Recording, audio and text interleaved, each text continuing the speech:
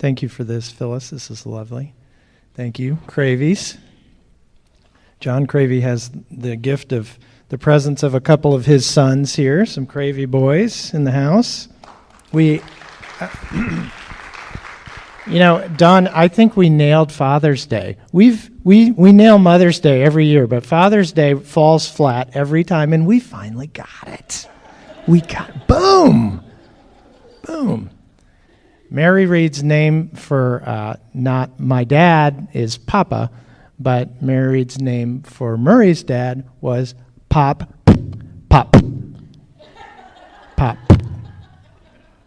Okay? I was watching the World Cup this morning, of course, and I've been for the last few days. I hope you have too. If you're going to get any of my illustrations today, I hope you're... And there was and I love when they bring the English. It's the broadcast for the United States, but I love when they have an English speaking a British soccer announcer. They're class, and so or Scottish, something with a nice accent. But he said this morning, which caught me. Obviously, this is an older man whose father has passed, and he said maybe right now you're watching the World Cup, having breakfast with your father. Cherish that. And it's special. Murray and I have we've been looking forward to this date on our calendar for a very long time because it just so happened that both of our children one's out of the country, Mary Reed's in Guatemala, and Noah left yesterday to go up to North Carolina to camp. And so we've been looking forward to this on the calendar, this amazing coinciding miracle. But then they left yesterday, and that empty nest sadness set in. And then here's Father's Day, and neither of my kids are here. So it was nice to. Noah did call Uncle Ben, who brought him up there. Gave Noah his phone this morning before he got dropped off at camp, where you can't use a phone. Thank you, Camp Ridgecrest. And he was able to call, and then Mary Reed will probably maybe find some Wi-Fi and text me or something, get a Father's Day to me today. But it was nice to get Father's Day here at my church family, so that's been great. So we have names today, and that's fun that it was already brought up that we have names for our dads and granddads, and that's a wonderful thing. So we have names for God, don't we? And through this, all of these names here are attached to stories. And that's what we find here. In fact, if you look at your reader, you'll find that each time we're going through Genesis, each time one of these new names comes up, it's in parentheses, and so you can go back and read that story. You can read the story of that name. And so today is El Olam.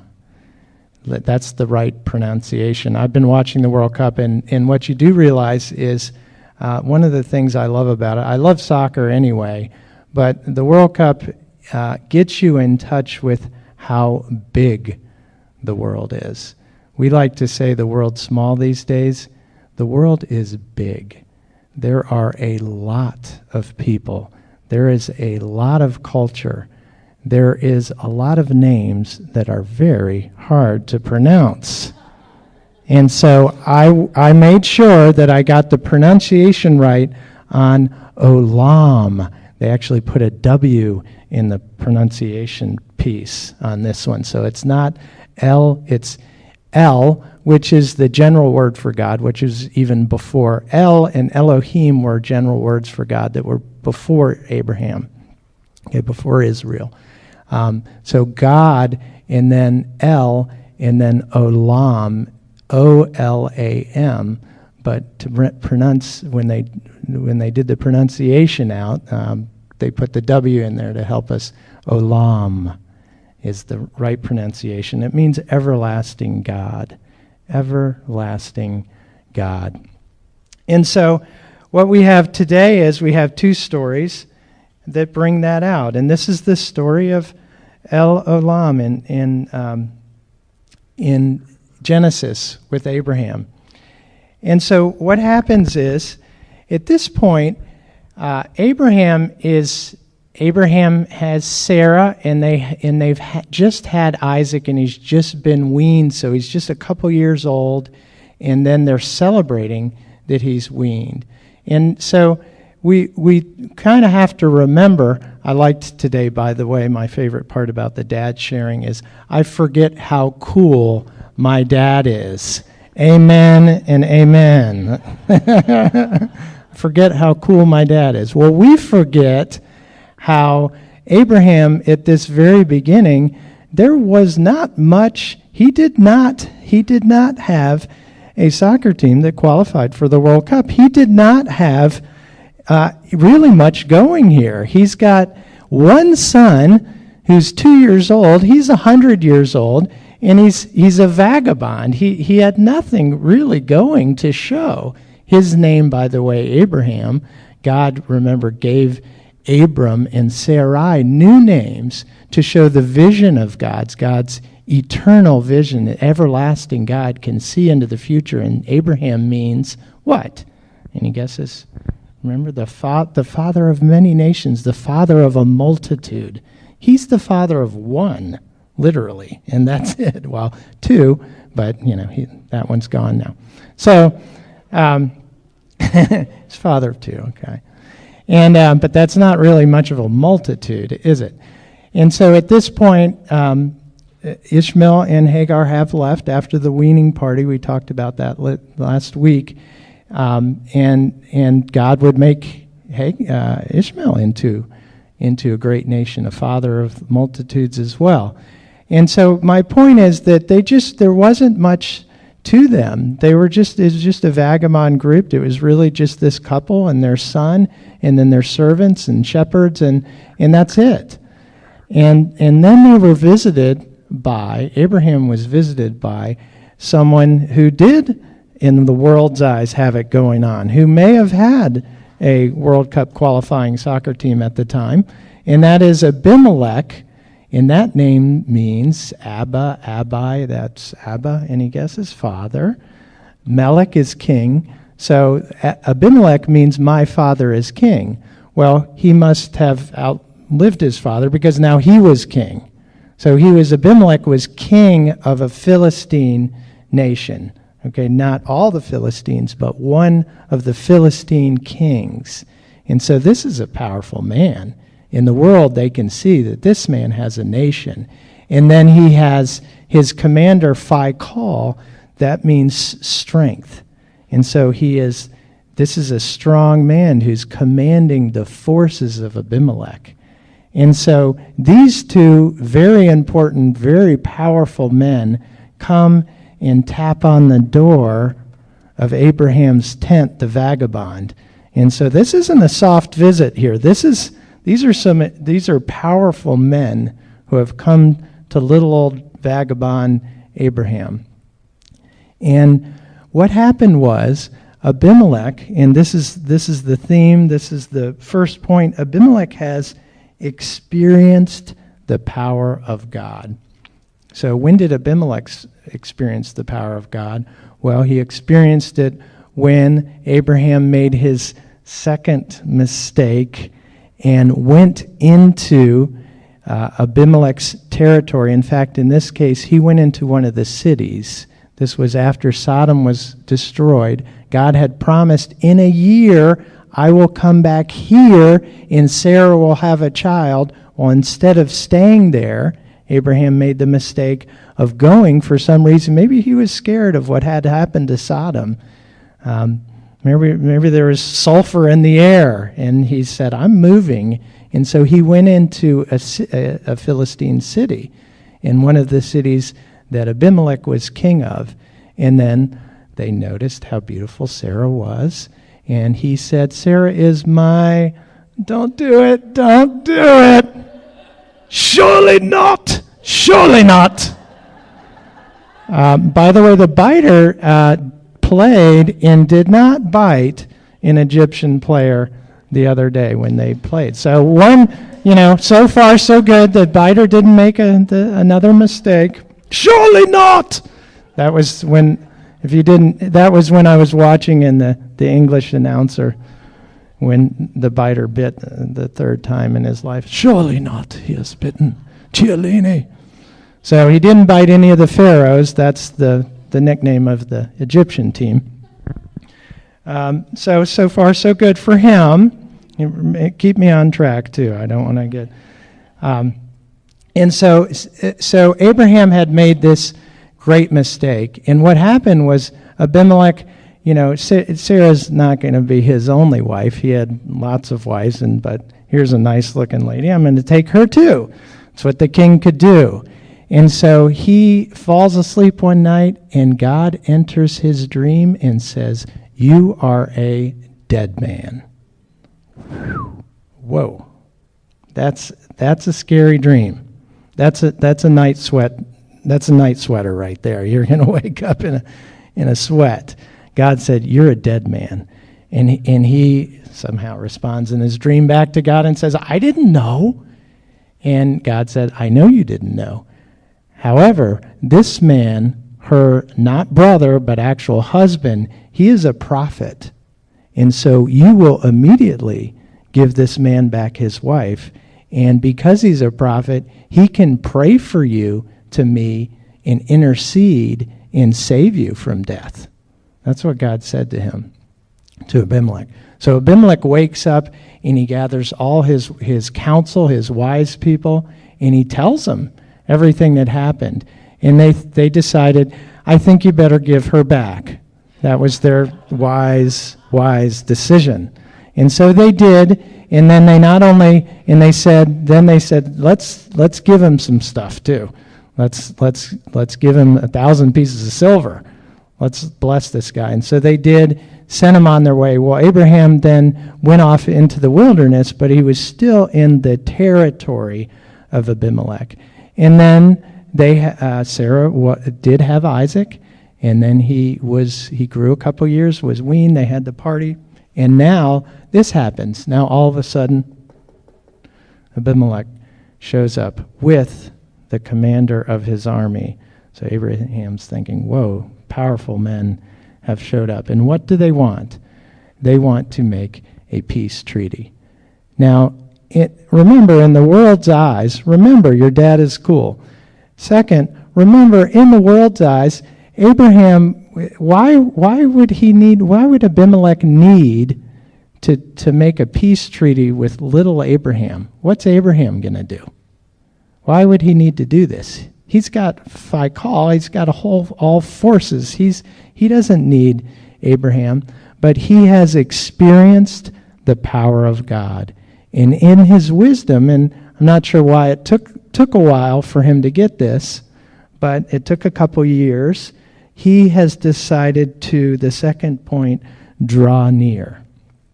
He has experienced the power of God, and now he has decided to draw near to God. And so he probably was thinking over time, maybe something happened, maybe he wants to do something, and he's thinking, I need a power beyond myself. It doesn't really take all that long for us to realize. We live a couple years and we're going to realize, I need a power beyond myself. I need for impossible not to be a word, right? For there is no impossible with God, correct? Yes. And so so he comes and he decided, I'm going to make a peace treaty with Abraham because I have experienced the power of his God, and I'm going to draw near to that. So he comes, and Abraham, being smart, says, well, I want a well out of this. In fact, really to ratify this covenant, there needs to be some consideration from each side. There needs to be some cost. And so Abraham gives him some sheep, 7 ewe lambs, and then says, I want this well. And so each one gives up a cost. Then they ratify it by naming the place, Beersheba. Here's a little Hebrew for you that you probably will not forget. I haven't forgotten this. Well is beer in Hebrew, okay? Beer, well, beer. Is that in there? It's in there. That's in there from it. So beer, Sheba, and Sheba means either seven or oath. They're basically such a close word that it's debated. So, and really both happened here because there was seven. There was the 7 ewe lambs, and there was the oath. So they really ratified a peace covenant right there, a peace treaty.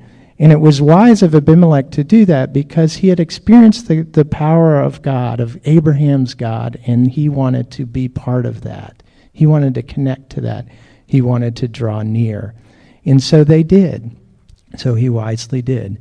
And then Abraham now, turning to Abraham now, he's been a vagabond. He's been in the promised land for a long time. He's been for decades. He's been wandering around, and God keeps giving him these promises. But finally, he has the son. It's only been a couple years, and the son's made it through those early years where those are risky times in those days for children to make it. And now he actually has a place too. He has this well. He has this place. So Abraham is feeling like, wow, this is great. The things that God is promising me, a land, a nation, a whole worldwide blessing, he's starting to see these things start to materialize. He's got the son. Now he has a little tiny piece of this land because it's been given to him by Abimelech. So that's his well. And so he decides to plant a tamarisk tree, which is a tree that can only grow near water.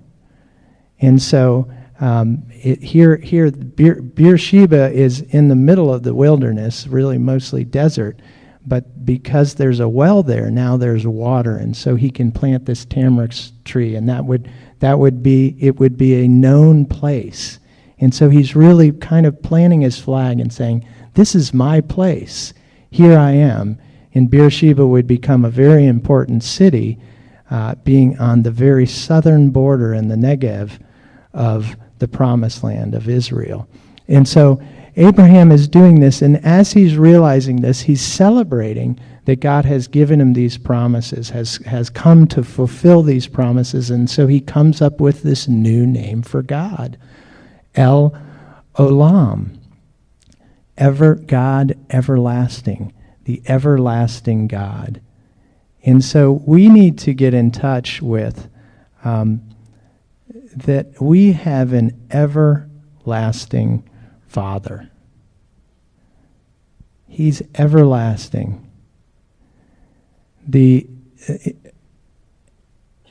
Abimelech's kingdom is long gone. But we have an everlasting God.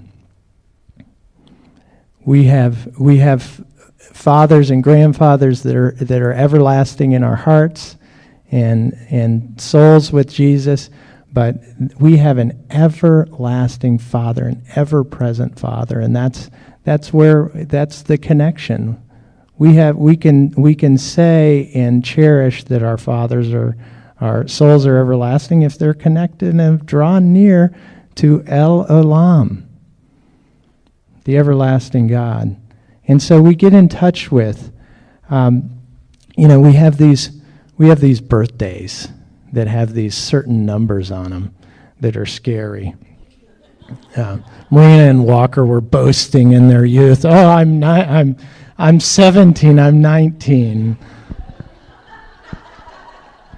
Rubbing it in our face is what they're doing right there. Surely not. Surely not. You'll not boast of your youth before us.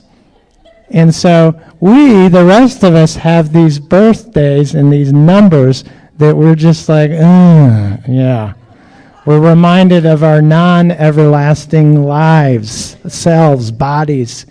And so, and it was Marguerite's birthday this week, and people were digging for a number for Marguerite. Well, Marguerite doesn't, there's no number. What is it? Yeah, numbers don't matter, right?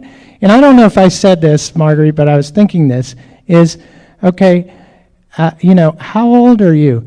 It doesn't matter because I have an everlasting God. That's my number. Everlasting. Say that. I got you a good answer now. Don't, Chris, I got you a good answer. How old are you? I have an everlasting God. That's what we're talking about. That's what I'm focusing on. So we just need to get in touch with that. We have that is everlasting. And Abraham started to realize that. And in fact, he stayed, finally, he put roots down. He planted that tree. He had that well. And he stayed there till Isaac was grown. He raised Isaac in that place. And so in the wonderful sharing of fathers who really do that as well. The mothers do everything, but the fathers do some stuff too to want to make that place a home, make sacrifices, to make it that everlasting memory of home. Just like the man saying, are you having breakfast watching the World Cup with your father? Cherish that. That's an everlasting memory. In every World Cup you watch, after that, you reflect back. That's the neat thing about it being 4 years. I'm actually happy I'm fully whole, because every World Cup I'm usually on the couch with a ACL surgery or a broken foot, something. So I'm, look out, guys. Pray for, Murray's like, don't even bring it up. Don't even bring it up. Shark bite. Who knows? It's still early. It is not, the biter hasn't bitten anybody. I mean, there's plenty of time left. So Abraham has experiencing the power of God. He's drawing near to the everlasting God. And then he's also, the third point, tell all that Jesus has done for you. He's putting up a tree that's going to be noticed in the area. And clearly it's not just for him, because if he was trying to hide that well, he would not. Tamarisk tree were one of the tallest trees around. And in fact, they were also, if you read, many people worshipped. It was a place of worship under the tamarisk tree. So here he is, and he's saying, come visit me. How many visitors while Isaac was being born? These are the stories, the more stories that we can get when we meet Abraham. Along with when we go to the kingdom of the everlasting God and say, what were those years like, Abraham? Oh, we had so many visitors to that well that came through, and so many stories and so many people. And so he's telling, and he would tell this story. How are you so old and you have that little child? He would tell the story. He would tell of all that God had done for him, and he'd say the name. Oh, this is because of El Olam. Who's that? The everlasting God. You want to hear about him? Can I tell you the story? And so that's the Abraham story, and really we see a lot of similarities in what Luke's story, and this is the Gennesarene, Gerasene, I don't know, something like that. I mean, Walker, you probably did a better job than me. The man that was the demon-possessed man. And what happened was, Jesus for the first time has taken his disciples, and they've gone on a boat ride, and they've gone outside of Israel. Remember last week was when they got on the boat, and then Jesus was resting his eyes, and then the storm comes up, and Jesus shows his power. The disciples experience the power of God by Jesus standing up in the boat and hushing the hurricane, hushing the wind and the waves, and showing what great power that he has, that God has. And so now they traveled on to beyond, on the outside, as Jesus said, step in the boat and we will pass through to the beyond. And they did. They left Israel. They left the original boundaries of the promised land. They went on the other side of the lake, and so they were in foreign territory. And this is really the first time in Luke that they're going beyond Galilee, beyond Israel. And in the same way that Abraham, they are met immediately. As soon as Jesus steps out of the boat, he's met by a powerful man. And this man was powerful because he had many demons in him. This man was very powerful. The townsfolk there, the town that was there, they tried to chain, they were so scared of this man. He was so crazy and powerful that they tried to chain him, but he would break loose. They put guards over him, but he would get away from the guards. They could not contain the power of this man. And so Jesus steps out of the boat, and the first thing he meets is this powerful man has come to him. And so then what the disciples and this man and the demons and the pigs and the townsfolk, they all experience the power of God. And the interesting thing is the demons know it immediately. For they say, "What do you want with us, Jesus?" They know his name, his given name, Jesus, Son of the God Most High. What is God Most High? El Elyon. Okay, go back to, that name was given to Abraham by Melchizedek. When he visited Melchizedek, Melchizedek came up and blessed him in that name. And Abraham said, "Wow, that is my God. That's a new name to me for my God, but I will take it." El Elyon. And so these demons know who they're dealing with, exactly who they're dealing with. And they know exactly how powerful. These are rank and file, boots on the ground demons. Okay, they understand rank. They understand the power of things, and they understand that Jesus is above them. And so what happens here, and here's where a lot of, it's not about the pigs, okay? This is many preachers have entered the pigs, rolled down the hillside, and their sermon has drowned in the lake because they focused on the pigs. It is not about the pigs. All the pigs really represent is how many demons were in this man that they could go into the pigs, and that many pigs would then destroy themselves. What it's about is actually, if you look at the text, what the word that keeps coming up is begging. Begging keeps coming up. And it shows the power of what's going on. So the demons beg Jesus. The demons beg Jesus not to torment them, to exact punitive justice on them, that he has the right to do. They beg him not to. They beg him not to make them go to the abyss, which is a dungeon for evil spirits that is mentioned elsewhere in the Bible. And then they beg Jesus to allow them, to permit them to enter into the pigs, which Jesus does. Then the townsfolk come out and they beg Jesus to leave. And then the man who was saved, and that's the word that's used, saved, the man that was saved then begs to get in the boat with Jesus. So the beggar is always the one who is less powerful than the one who's being begged to, right? And so that's really what demonstrates who's the powerful one. And the demons demonstrate it right away by saying, "You're Jesus, Son of the Most High God, Son of El Elyon." And so all these people and demons, everyone in the scene here experiences the power of God. The disciples in the boat that are watching this, they're learning this as well. And really what the lesson is the second point. It is everyone experiences the power of God, but the townspeople resist and ask Jesus to leave. They don't draw near.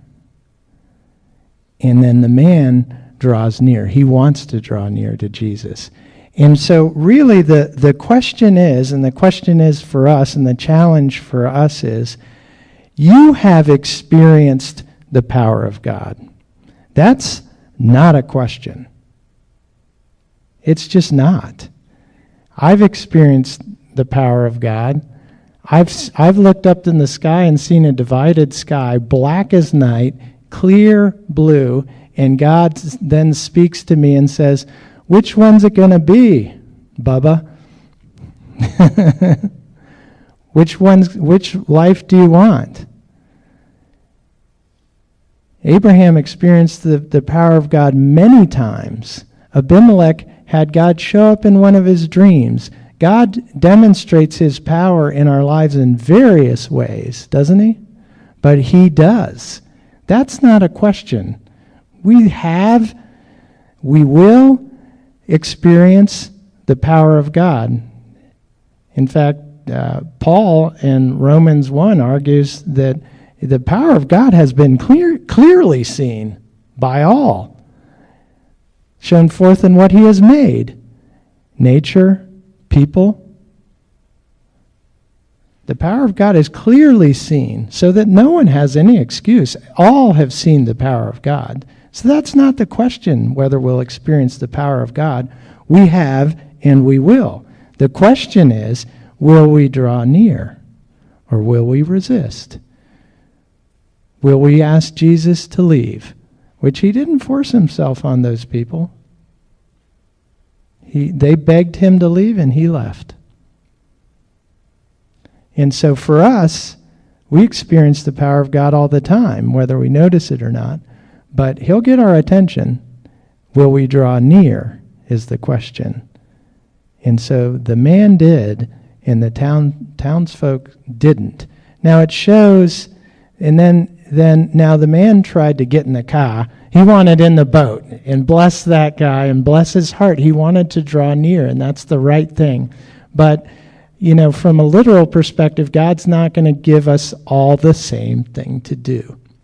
And it demonstrates God's love for all people, that he would say to this man, no, go back, and this third point, tell all that Jesus has done for you.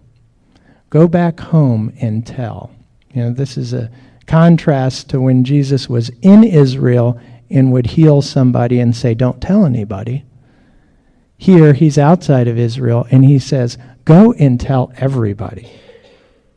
Go back home and tell everybody all that God has done for you. And if we're talking about names, so Jesus said, go tell all that God has done for you, and this is in the New Testament. Greek, theos is the word for God. Go say all that, and then it says he went back into town and told all that Jesus had done for him. And so, this is our call, and this is our challenge. We experience the power of God. We're going to in our life.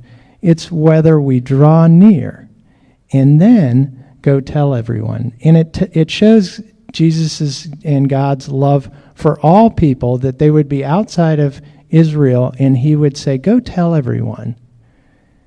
And it shows his everlasting vision, knowing that the gospel would be shared there soon enough. After Jesus would sacrifice himself and be resurrected and then empower the disciples with the Holy Spirit, the gospel would then be shared in that place, in that town, and that man would say, I know who that is. Let me vouch for him. Did you say Jesus?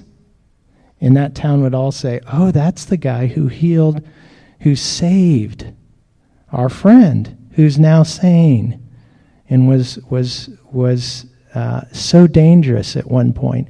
And really, that is our great testimony, isn't it? It's the transformation.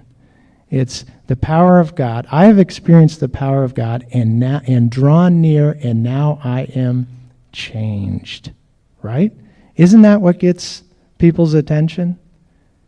You know, if we want to try to go to people and say, I'm saved, and then tell them what they're supposed to think, and then just continue on with the same life that we've always lived, what testimony is that? What power is that in our testimony? There's no strength and power in it. No one's what they're thinking is, this person's been fooled by a human, not this person has experienced the power of God. But when we, through our life, and certainly through our words, when we show transformation, that's when they have to scratch their head and say, that person has had some kind of experience that we can't explain, and so they have experienced the power of God. That's our great testimony. That's how we tell all that Jesus has done for us. You know, Abraham's having people come through, travelers coming through. I saw your tamarisk tree, so I thought there must be water. Yes, there's a well here. Help yourself. And let's talk. And then they see, how did you and Sarah have this little child? Well, it's the power of God. How did you come here from Ur? Why'd you come here? What are you doing? You're not from here. You're not a Philistine. Well, it's the power of God. Let me tell you the story. And let me tell you how God has changed me. Let me tell you all that Jesus has done for me. And so that's our challenge. We're going to experience the power of God. Let us certainly open our eyes to that. But when we do, let us draw near and then tell all that Jesus has done for you. And so, El Olam, that name, and all of these names get picked up. The beauty of studying these names is you can read the original story of the name, but then you can also go and you can see this name used throughout the history of Israel. And so, El Olam gets picked up in the Psalms in particular. They like to say, everlasting to everlasting. Our God is everlasting to everlasting. So you see that repeated through the Psalms. El Olam is picked up in Jeremiah uses it. And then I think this is probably its best use, is in Isaiah 40, 28 through 31, and you're going to probably recognize this one.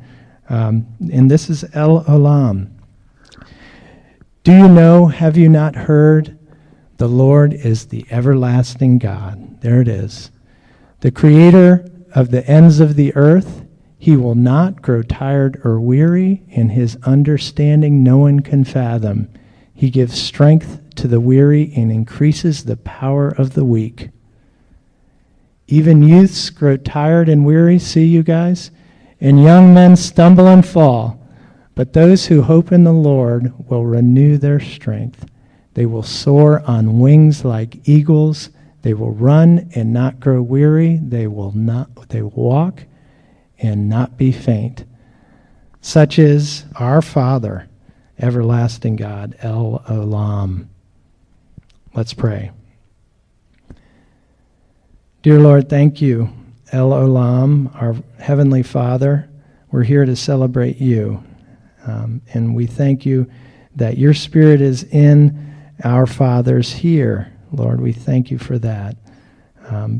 We praise you for the generations as we sing the fathers of faith over all these years, Lord. We thank you so much for that. Thank you for raising us in that. Thank you for surrounding us with those fathers. And it all comes from you, the everlasting God. And we know we have an everlasting Father in you, and that gives us strength. Help us to draw near to that strength and power. Not be afraid of it, but draw near. and help us to tell all that our Father has done for us. In Jesus' name, amen.